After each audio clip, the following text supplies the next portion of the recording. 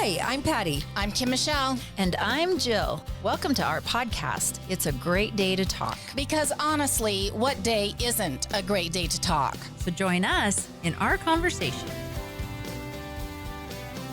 A Great Day to Talk is brought to you by St. George Design, offering complete website design, social media management, search engine optimization, Google and Facebook ad management, and many other digital and print marketing services. stgeorgedesign.com. And by Richardson Brothers Custom Homes, third-generation builders who have been building custom homes in southern Utah for over 25 years. They will take your dream home from concept to completion. Contact richardsonbrothers.com. Well, happy Wednesday, everyone. I'm Kim Michelle, and I'm here with my great friend, Patty. Hello. And we are not here with our great friend, Jill, who would probably be saying, hey. Because she is on her way back from what looks like an amazing and fabulous trip to New York City, one of my favorite places. Have you been there, Patty? Yes, I've been to New York and I love it. Yeah. Mm-hmm. We should plan a couples trip. Yeah. We should do a remote trip from New York City. I would love and that. do a feed from there.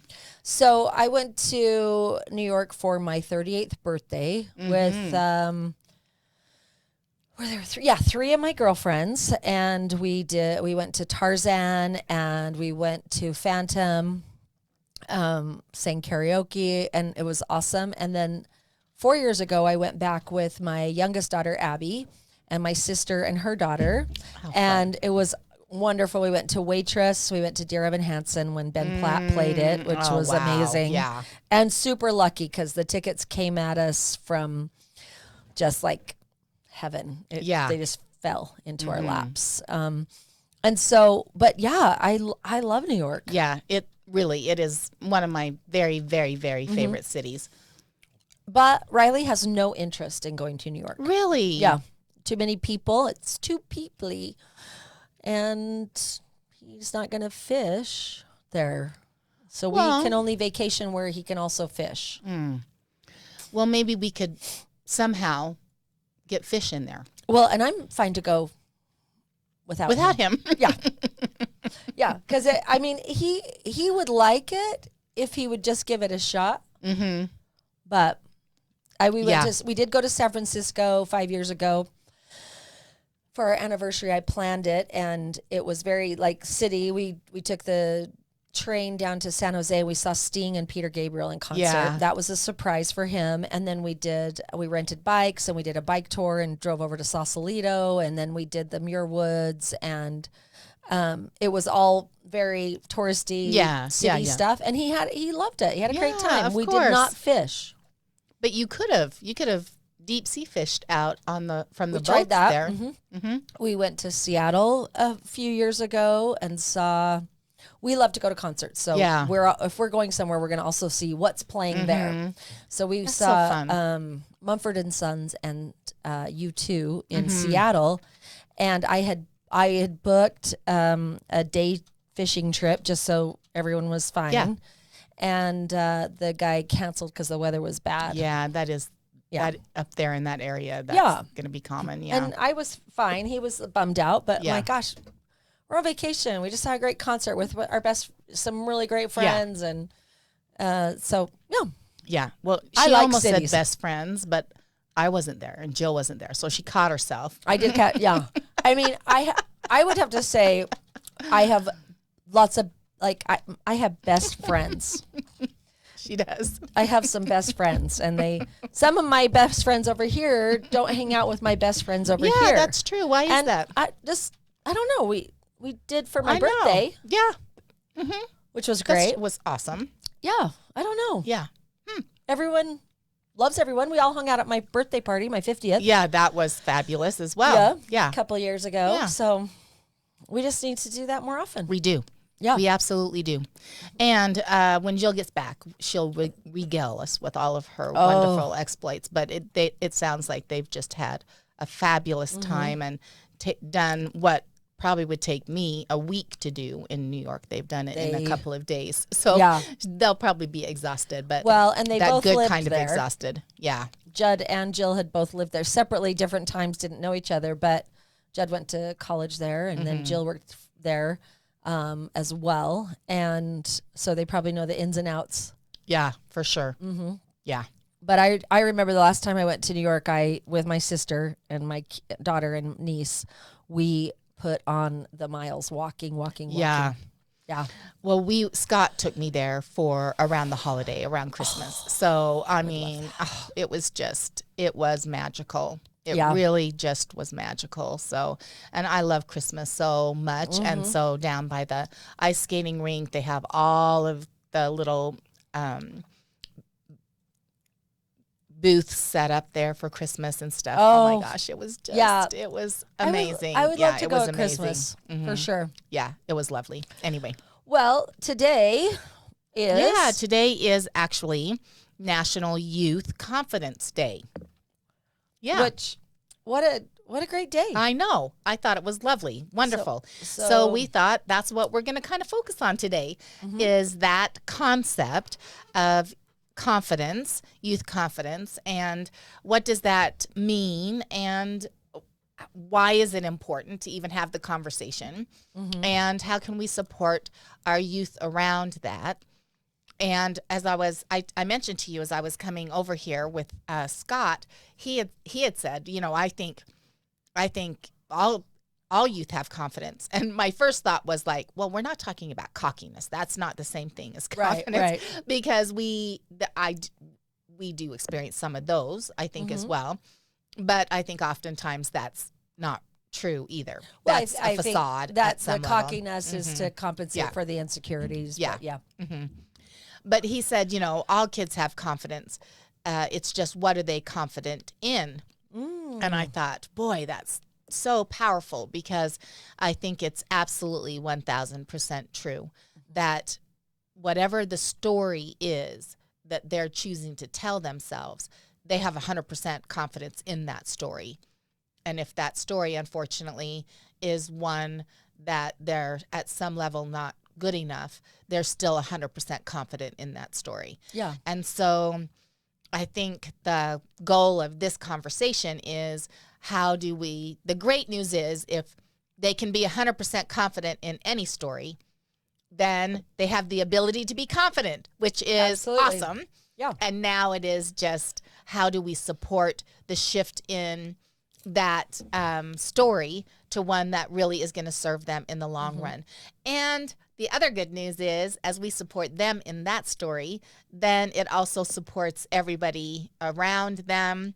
And it also teaches us a valuable lesson on what story are we choosing to listen to, and that we're confident in, and is that one that's serving us even in the adult world. So, right. I mean, because confidence is like across the board age-wise.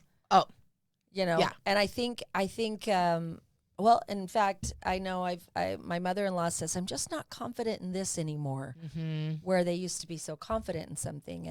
And, so confidence is across the ages. Yeah, absolutely. Yeah. And I'm definitely more confident in front of an audience of students when I'm talking about something that I'm feel well-versed in, versus if I'm talking to my teacher peers and I'm trying to teach them something, I think, oh my gosh, I'm a fraud. What am I doing up here? So where do you think that comes from? Yeah. What's that called when you feel like you're it's not fraud. It's, come on, producer. I don't know. You're supposed to throw a word out there. Yeah. So it's, I've been listening a little bit about this concept too, and I thought about it today, where I try to come off confident so it seems more like I know the information more, or kids will be, it's more believable the more confident I am in the information. And it's not, when you're not what's it called? What's another word for fraud? Fake it till you make it. Well, we do that all the time. Yeah. Yeah. But, well, here's one thing. I'm right there with you. I know exactly what you're trying to say. I kind of feel like it sounds with an I, and I'm going to search it real quick. But yeah. And as soon as we leave the topic, it'll come right to her. So we'll definitely wait, and we'll be mid-sentence in something else, and all of a sudden you'll hear it shouted out. Oh, imposter syndrome. See, there we go. There we go. See, I told you. Yeah, you're an imposter, you know. Yeah. So I definitely am more confident in some areas than others. I mean, I think we all are, just like just like Scott said, they're confident in something. You just got to figure out what it is. Yeah. And oftentimes like I said, it's the story that may not be serving them, you know? Right. And so the good news is they can be confident. Now we get to figure out what is the better story that would serve them. Yeah. For sure. As people around youth all the time, I love that National Youth Confidence Day, and I searched it up today to see why did this day start? You know, we have lots of days, and what it said was, incidentally, National Youth Conference Day on October 20th encourages us to connect and inspire today's youth for tomorrow's success. National Youth Confidence Day celebrates the energy, spirit, and potential of young people. The day is an acknowledgement of all they will accomplish respectfully. And I love that because, me too.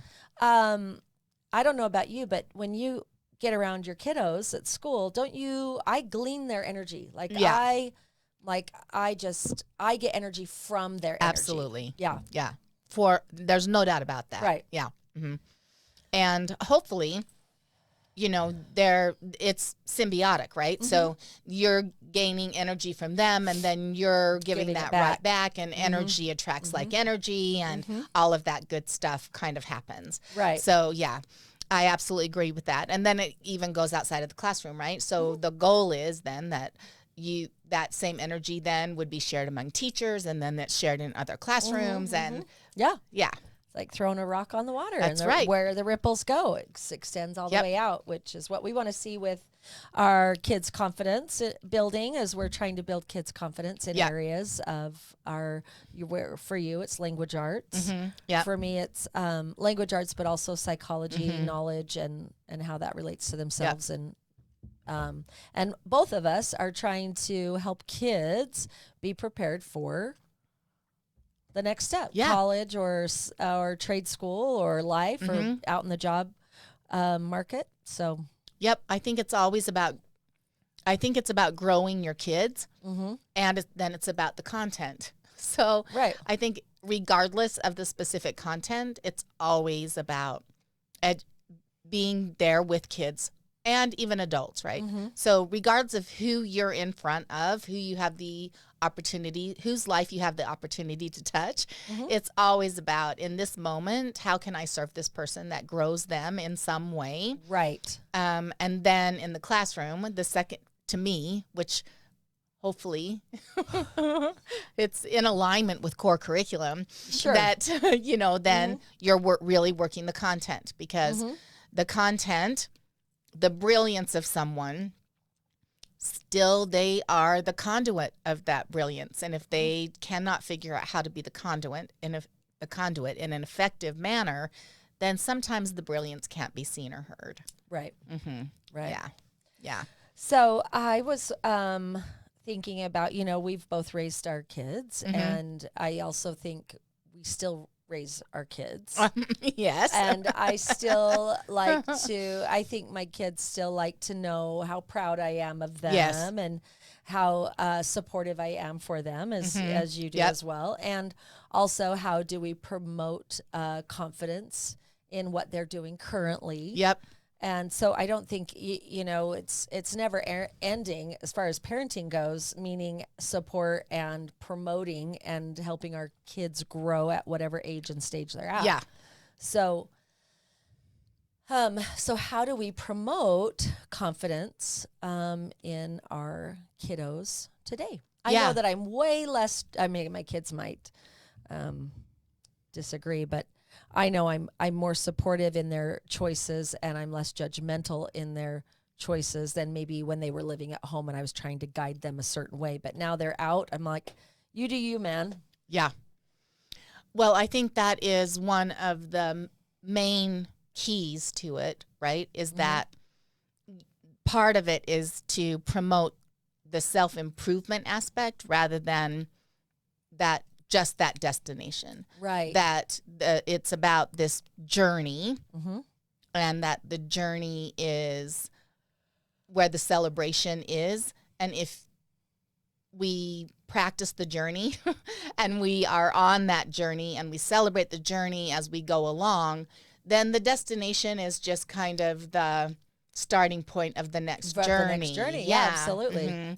That's one of the reasons why I love The Alchemist so much. I love that book so much because it is really focused on the journey. Everything really is about the powerful opportunity that journey is all about. And every step along the way, you could say, wow, that was a huge mistake there. You know, you really blew it. Or you could look at it and say, how can I take this and improve who and what and all of that's going on right now? How can I take this and make an improvement from where I was to where I'm going to be the next step? 1 minute from now, how will I improve from where I was 1 minute ago?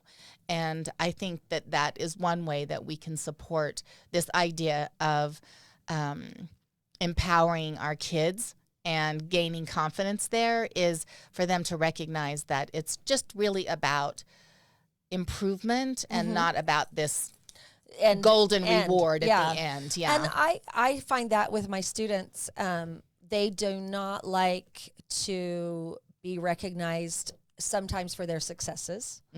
I had a student get 100% and I'm like, woo woo, so-and-so got 100%. And I later got an email saying, please don't tell people I got 100%. I'm all, absolutely not. I would never say, woo woo, this kid failed.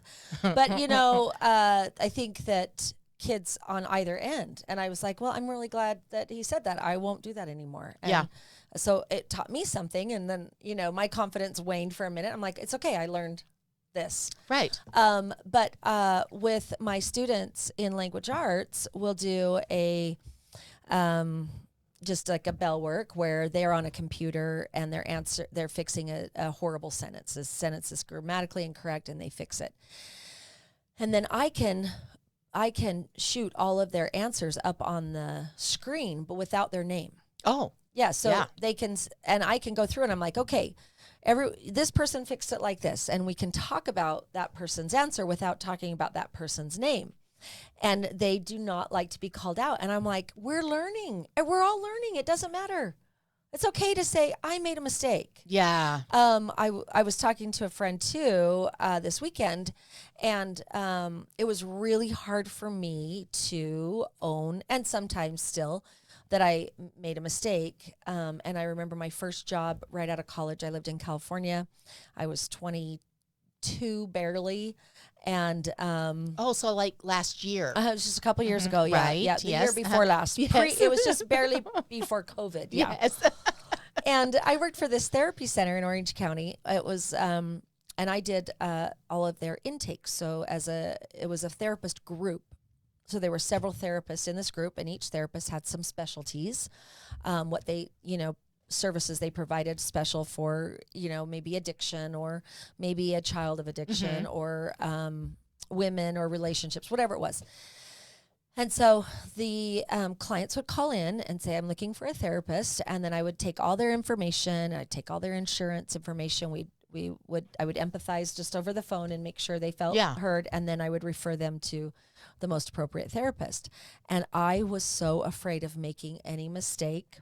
And if I ever got called out on a mistake, I was mortified. Like now I have to quit this job because they know I'm not perfect.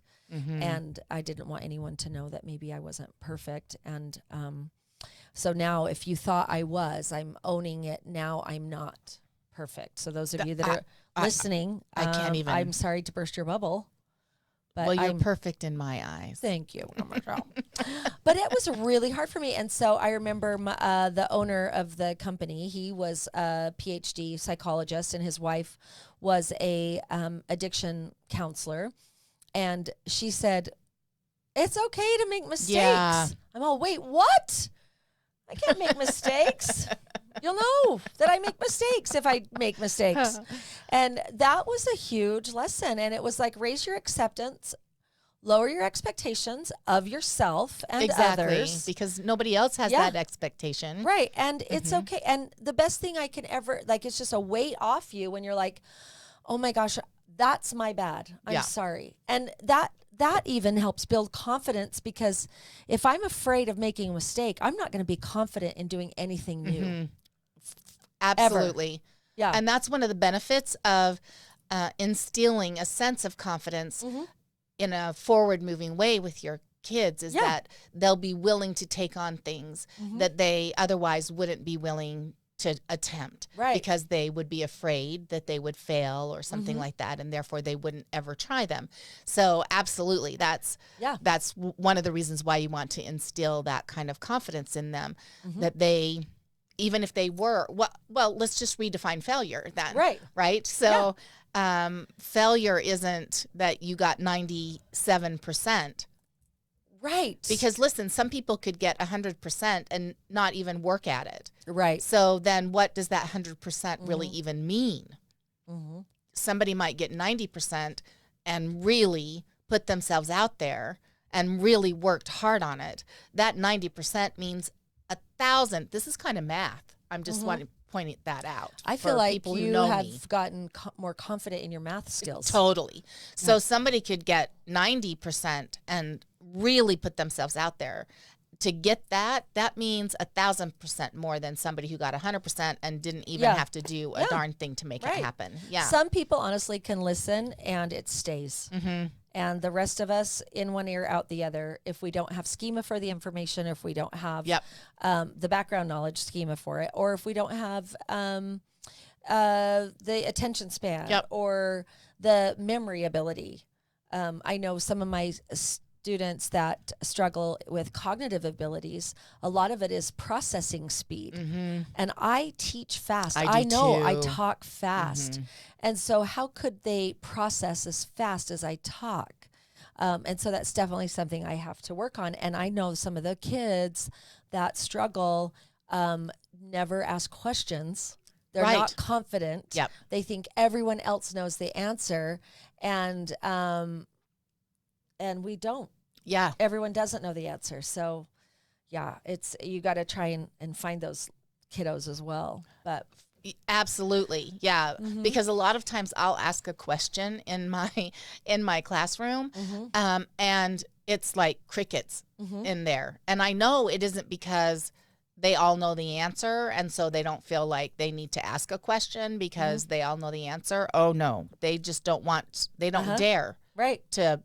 Sometimes I'll hear a little whisper out there, and I'll, and I don't think I've created a space where I'm not whipping them or anything. Yeah, you're not. Well, like, not yet. Dumb question. Sit down. Yeah. So I don't, and I'm really trying to figure out ways, I'm tossing out candy or whatever. I'm really trying to figure out ways to encourage that space, that this is a non-threatening space for you to participate. Yeah. I have a basket full of little suckers. They're actually dum-dum suckers, if that's ironic. Maybe you're getting a dum-dum sucker for being a smart. Maybe you want to throw out Smarties. Maybe I should. Well, I don't know. People like Smarties, though. I do. Yeah. Okay. All right. But I'm a Smartie. I only buy candy for my students that I don't necessarily love, because if I buy candy I love, it's gone before I can throw it out. Oh, I should try that. Yeah. But the kids I do the opposite. Yeah. I make sure I have Snickers. Oh, see, that they'd be gone. I buy a big, huge bag of little suckers. Actually, they can even be the Tootsie Pop ones. They all have different flavors. And some of the kids are like, can I trade you for a different flavor? Oh, that's fun. So, they're little suckers. And you just have to be careful when you throw them that doesn't, like, poke their eye out. Right. Well, do you have them sign a waiver or something? I should. I don't. I'm just going off the cuff. Oh, man. Mm-hmm. I've got the union. You have a high level of confidence. Look at you take on that risk. Yeah, I'm like, watch out. She's throwing sticks. I did want to mention, too, on when you said that some, didn't want that kind of praise. That is one of the signs that you may want to look at if you're an adult or you have a child, or even if you're dealing with other adults, because the same signs will come up, that there may be a confidence issue, a positive confidence issue with someone, is that they're really, really reluctant to see praise or to receive praise. So they're less confident if they're if reluctant. Well, and I think that can go back to even the imposter complex too, where if somebody gives you praise for something that you don't believe you deserve, even if you probably do. Yeah. And so you feel like, that's not me. Yep. Yeah. Oh my goodness. And even when they do well, what they tend to see is the part that wasn't good. Even if they had a really great result, even if they got, 99 out of 100 questions, they'll focus on the one question that they didn't get correct. Right. Yeah. Yeah. Sometimes I'm confident in things that are silly. Like, I'm confident I'm going to get a good parking spot. I don't think that's silly, because you probably always do. Why? Because you manifest that. Maybe it is a manifestation. Yeah. So you should be confident you're going to have $1 million in your bank account. You should try that. I was at Laughlin. And keep me posted. Yeah, right. I'm not a big gambler. I don't gamble. I'm like, okay, I'll take $20, and if I play it till it's gone. Yeah, play it till it's gone. That's all I'm gonna do. On the nickel slots. Yes. Well, I was in Laughlin this weekend for the first time, and I was playing on a quarter slot machine, and I like slot machines. I don't know if it's the noise. It just I feels. don't know. I like blackjack too, but and there's zero skill in slot machines. Right. It's like it's intuition. Yeah. So I won big on Friday night. I was so excited. I mean, won big, maybe like $80. That's big. Yeah. And I actually started out with $1. Well, come on. Yeah. I can even figure that out. So then out. I'm like, guys, Saturday, I'm like, I'm just going to be sitting here with my guy here, my machine. And I lost, and I'm all, okay, fine. I'll go to another machine. Lost it, came back. Okay, go to the ATM, come back, spend it. Okay, you know what? I'm going to get my money back. Gosh darn it. I'm going to get it back. Go to the ATM. That's I come confidence back. speaking. Right. Or, well, maybe. Stupidity. I come back to my machine after I've gone to the ATM the second time. Is somebody else sitting there? Yes. And did they win? Yep. Oh. Yep. Did you tackle them and say, that's my money? I said, oh, you're going to need to split that, because I just went to the ATM to come back to play this machine, and you were sitting here, and in 3 rolls, you rolled 7-7 double diamond. What? Yeah. She made $131. I'm like, well, you're welcome, because that was the money I just put in there. Yep. Yeah, and I don't have money to burn like that. I mean, well, why not anybody? for that. No. Anyway, I was too confident. I was overconfident, and that's what it got me. Yeah. My ability to win at slot machines. Well, maybe not. No. Yeah. There's no ability in that. That's just pure whatever. It's an algorithm, and you know what I think? Because sometimes I get a little paranoid. I think they have cameras, and they saw me sit down there again Saturday, and they're like, well, she won so much last night. She's going to think she's going to win today. So we know how people work. So we're going to continue to make her lose. She'll keep putting money in it because she won last night, thinking that eventually she'll win. And they were right. I think that's absolutely true, because you were a big winner of $80. And so yeah. I'm sure that they had one person just tracking you, Patty, to make sure for right. 5, 6, 7 hours, just tracking you to get that $80 back. I didn't even get a comp I think you're room. Absolutely right. I thought I was a big. Well. Oh shoot, Riley. Now I know where our money went last week. I forgot that I was live. But then you did the rest of the story. Then she tackled her. And I wrangled the money back out of her. Right. And I said, I have to have this because my husband Right. Well, they won't believe that because he's too nice a guy. He is nice. No, so then I went and played video poker, and how was that? it was the same scenario. Yeah, see, no. Yeah, sorry, Riley. Yeah. Go to work. No, you have to go with Scott.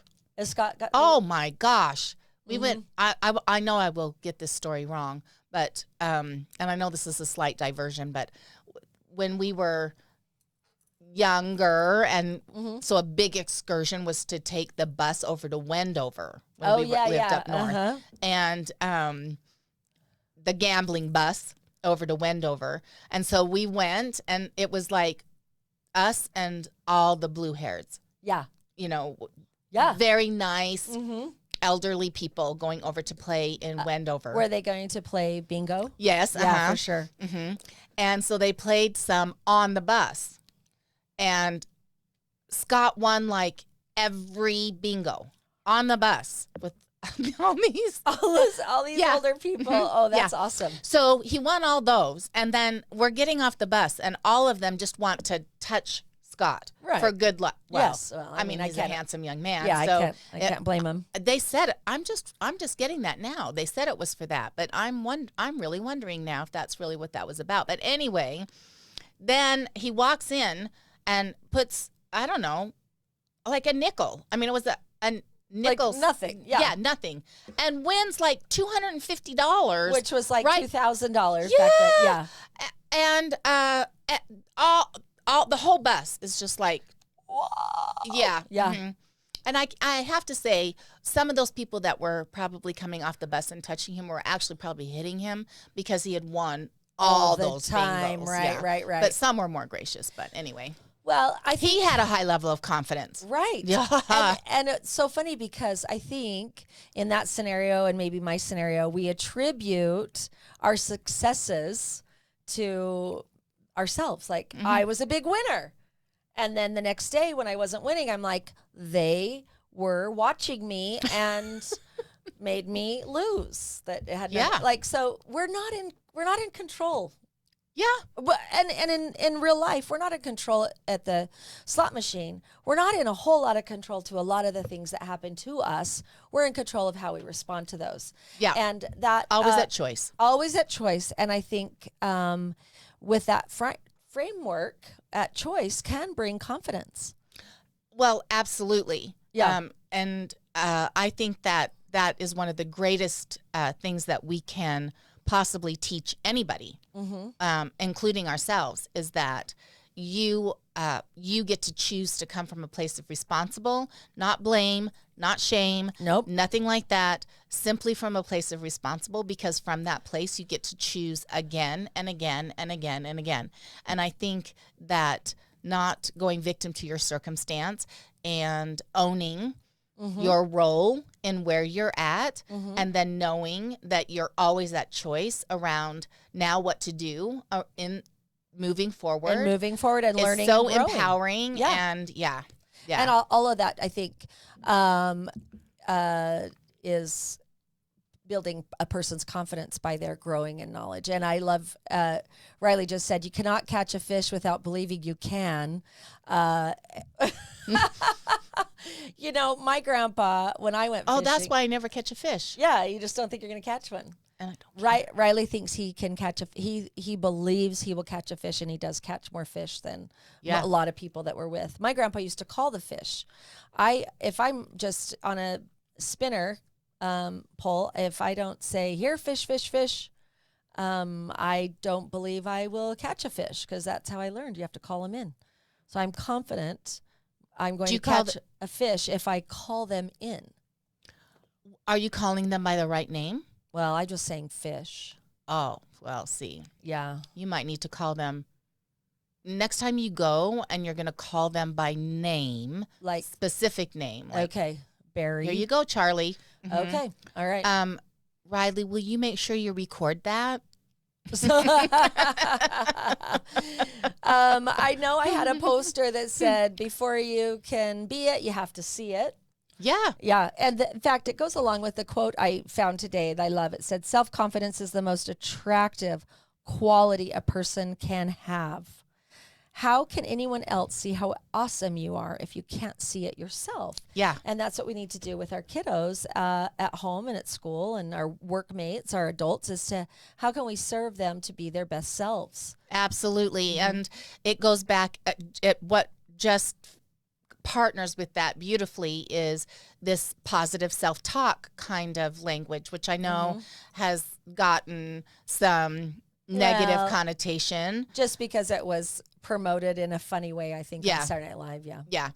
And I think we get to shift that whole thing into really how powerful that is, because really all that is understanding and appreciating that your perception is your reality. So that concept of understanding and appreciating that when you are in that place of positive self-talk, you're not pretending that every part of you is like, it's just saying that here is who I am, and I'm powerful, and I have courage, and I'm brave, and I can do these things. Right. It doesn't mean that there aren't other things, right? That there aren't faults, that there aren't things that you're not great in or not as confident in, or and that I'm gonna make. It doesn't mean I'm gonna be perfect in any way, shape, or form. It just means that my courage will overcome my imperfection. That's all that means. Well, and that's something I think we need to work on with our students too, and our own children, is that one, it's okay to make mistakes, and we learn and grow from those and move forward. And once we've been through an experience, when we go through that experience again, we're more confident in it. We're like, oh, I've done this. This is what we're going to do. I know how to handle this because I've handled it before. So we can't be confident without certain experiences. Yeah. And letting kids in our classroom learn through their, not necessarily a failure, but maybe like they didn't get it right, then this is perfect because this is what we're doing. We're learning now that you didn't get it right. You're more able to learn how to go forward and how to do it better. Whether it's language arts, grammar, or how a question is worded, or how to take a test, or like, oh, I read the question too quickly. Okay, well, now you know. So next time, slow down. Yeah. And I think all of those things and those little steps of being able to be, it's okay, I made a mistake because I'm going to grow, creates confidence. Yeah. It's okay to make a mistake. Now I grow, and here comes the confidence. And I picked up this list. It was talking about as because of its National Youth Confidence Day, how can we promote and support all the wonderful things our youth can do? And they're amazing. They're amazing. They really I love are. them. I do too. I had my language arts students read an article about teenage brains, and most of our information on teenage brains is they're very impulsive, they're prone to addiction, most crime has occurred when they're teen because their frontal lobe's not developed. But this was an article about supporting how teen brains are so ready to learn because of their because they're constantly learning, and also that given if there is a reward at the end, an adolescent will spend more time working towards whatever the answer is to get the reward than an adult, because teenage brains are so reward driven. Yeah. And I think that's one of the things that one of my students annotated in that article is that schools do the same thing when they apply points to assignments to make it something that will be working towards because it has points to it. And I wish we could get rid of points. I wish we could get rid of grades and we could just all sit around and learn for the love of learning. And that's, of course, not going to happen because I'll give assignments, or we'll do an activity in class and then the kids will want to turn it in. I'm like, no, you don't need to turn it in. They're like, what? Why did we do it? It's not worth points. I'm like, well, did you learn something? Well, yeah. Well, we're not turning it in. Yeah. Learning points. You got points in my heart today. Yeah. In the head in a cartoon where they show a little, that's what you got. Yeah. So I like that their brains are reward driven, just like we throw out candy. Yep. And I will get definitely more students will participate once I bring my basket out with suckers. They're all about it. They just, and it's just tiny. It's just funny. A simple thing, right? But it does. I mean, one of the things that I really got out of the first quarter, being back in the classroom after being gone for so long that I think I had forgotten, was just that if you don't attach something like that and you throw it out and you think that they get it's important, like wherever you're taking notes for this class, you should take notes on this thing that I'm telling you right now. For example, like how to create your outline. So this is a Roman numeral. This is a capital A. You can't have a 1 if you don't have a 2. All of that. We do it on the board. We do a general one. Then we do a very specific one. And then their outlines come in. And no, none of that is on the outlines. And I didn't take anything off for that because, listen, when they're all coming in like that, that's an indication to me. Yeah, that we not missed, to them. You missed something, I missed that's something. Right. Yeah. So, okay, this didn't work. So now they'll have an English notebook. Yeah. That will be checked off every other Friday to know that when they got do the free right reading. Notes. Oh, that's a great that idea. I will be giving them points for as I review their notes on in class. Why? Because it's going to support them in being the best student they can be in that classroom. Absolutely. Yeah. It's true. You do have to I'll explain something and they won't get it. So I'm like, "Oh, I didn't realize you didn't know that language." Yeah. And so then you learn it different. Yeah. So I'm learning along with them. And and my confidence level improves every time I learned something. I love Riley's. Did you already say if you can dream it, you can do it? Yeah. Did you just say it right now? I just said it right now. Yeah. Yeah, we did, Riley. Yes. And one of the things too is like some people are better at dreaming and imagining than others. So for sure. I'm not a great dreamer imaginer. I'm kind of a square peg, a square box. I'm very literal in a lot of ways and traditional. And so going outside the box sometimes is scary for me because I'm not confident in those areas. Yeah. Because I'm only confident here. So, I think that's true. I think we both have dreamer kinds of husbands which is good for us because it forces us to stretch ourselves. But sometimes I don't want to be stretched, honestly. Yeah. Sorry, honey. Wait, I mean, just in yoga or at the, like I want to stretch. Yes, just that one time a year when I'm in yoga. Yeah. Yeah. I'm stretching. Yep, exactly. I want to give a couple little ideas that we can do with our kids, our adult children, our grandchildren, our students, our neighbors, our friends. It says, give praise where praise is due. Everyone loves to hear when they've done a great job. Yep. The best kind of praise is to be specific, not about what it was. Like, oh, you did a great job today. I loved this line, or I loved how you, I know that when we tell students, I love how hard you're working, gets so much further than you're a smart person. Yeah. The hard work, then kids love that.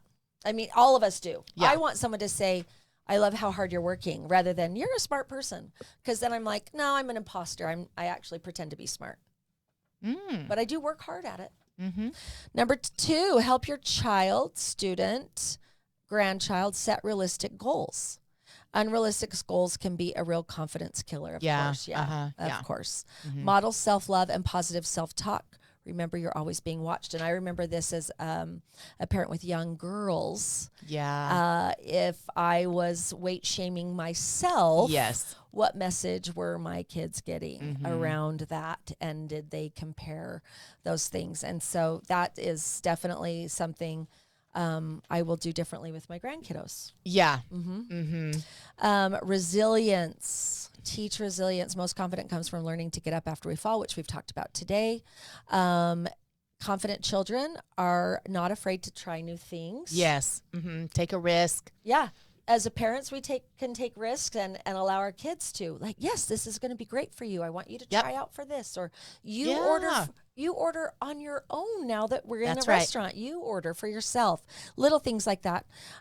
Encourage physical activities. Absolutely. That's been something we've had so much fun with our little 6-year-old grandson, watching him play flag football and seeing his confidence as he's improved. Yeah.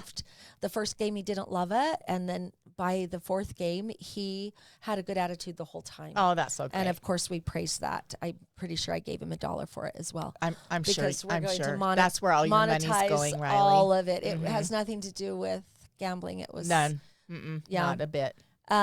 Support their pursuit of passion. That's hard. Have your kids ever wanted to do something and you were like, oh, On the inside. Yes. For sure. Yeah. Yes. Yeah. I have to, Scott and I will openly admit that we're very glad that our children are no longer in a musical class. yeah. Right. Yes.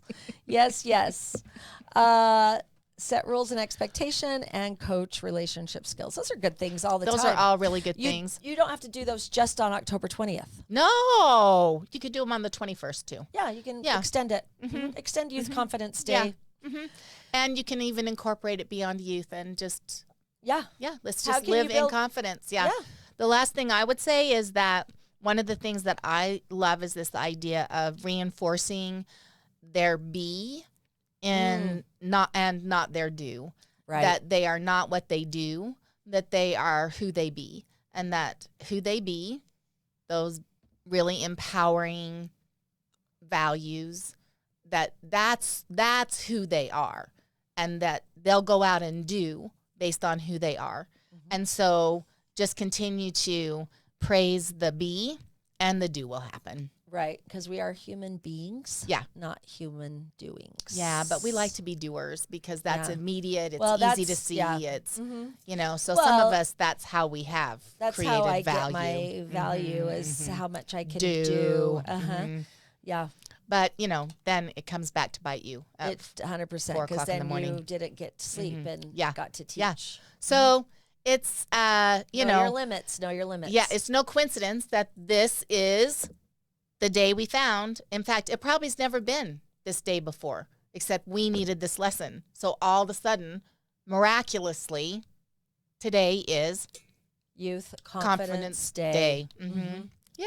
It's funny how the world works that way. It is. Thank you for joining us today. Yep. And I hope you can make someone's day more confident. And hopefully maybe this made your day a little bit more confident. Thank you. We'll see you next week. And Miss Jill will be back. Yes. Have a great one. Bye. Bye.